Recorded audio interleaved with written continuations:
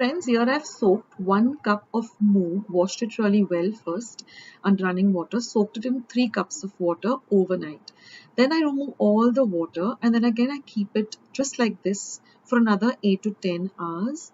And then you will see that it sprouts like this. So our sprouts are ready. Now if you want to sprout it even more, you will keep it for one entire day. Then I'm going to place this in a pressure pan and with water around it, a little water in the pan which has the sprouted moong, and we're going to cook it for 1 whistle on high and then simmer it for 10 minutes on low. And then let the cooker cool by itself, and then you'll see that our sprouted moong is cooked just perfect. It is not too mushy, it is not very raw, but just the perfect consistency. So now we have our cooked and sprouted moong all ready for our lovely Goan Muga Gathi recipe. So now let's see all the ingredients we require for this delicious Moong Gathi recipe. So this of course is our cooked as sprouted moong that I just showed you how we made it.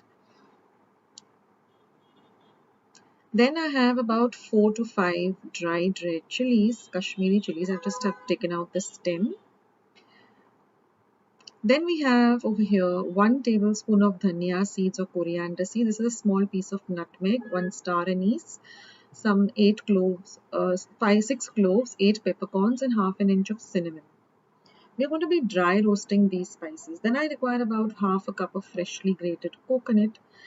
So we're going to make a paste. We're not going to dry roast the coconut, but we're going to add the coconut and make a paste. Then we have 1 inch of tamarind and about 1 tablespoon of jaggery or gur, salt to taste, 1 green chilli, light green chilli, some few curry leaves, and some coriander for garnishing. Then I require half a teaspoon of mustard seeds, haldi, and hinga or asafoetida. So just a few ingredients. So like I said, we're going to be dry roasting the spices. So roast them on a low to medium flame. Don't burn the spices. Just gently roast them till you get the lovely aroma of all the spices. Then just switch off the flame, let it cool down completely. And then we're going to add this to our mixer jar. And I'm going to add the coconut, a little bit of water, and we're going to grind it to a paste like this and reserve the masala water. Now heat a pan and add just 1 teaspoon of oil. We're not going to use a lot of oil for this recipe. 1 teaspoon. Now once your oil is hot, we're going to add the green chilli. That is just 1 green chilli that I've cut into 4. And we're going to fry this green chilli really well. Then we're going to add just half the quantity of the curry leaves. I'm going to keep the other half for the tempering. So fry the curry leaves also really well.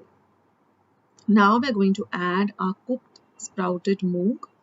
Mix everything nicely together.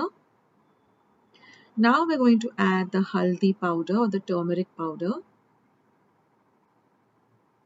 Next, we're going to add some salt to taste.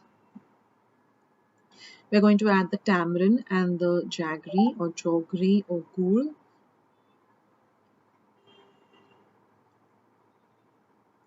Mix everything well together.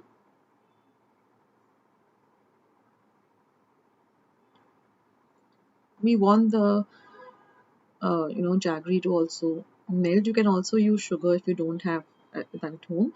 Now add the ground paste. Mix everything really nicely together. And now we're going to add the masala water. You can add as much or as little as you want. If you want a thicker gravy, then add little less of the water. If you want a little more watery gravy, then add a little more water. Let this simmer or come to a gentle boil for about 2 minutes on a low to medium heat. Now we'll add the coriander leaves. And now we're going to mix everything and just turn off the heat. Now here I've taken a tempering pan. To that I'm going to add 1 tablespoon of oil. Once my oil is nice and hot, I'm going to add the mustard seeds. Once the mustard seeds begin to splutter, I'm going to add my curry leaves. Turn off the heat and then add your Asafoetida or hinga. And now we're going to pour this tempering evenly over our gathi. Now mix everything well and our lovely recipe is all ready to eat. I love having this with some lovely hot steamed rice. You can have it with even pav or bread or chapatis, puris, the choice is yours. So here you can see I've taken my lovely rice which is cooked and this gathi, and it's a complete meal.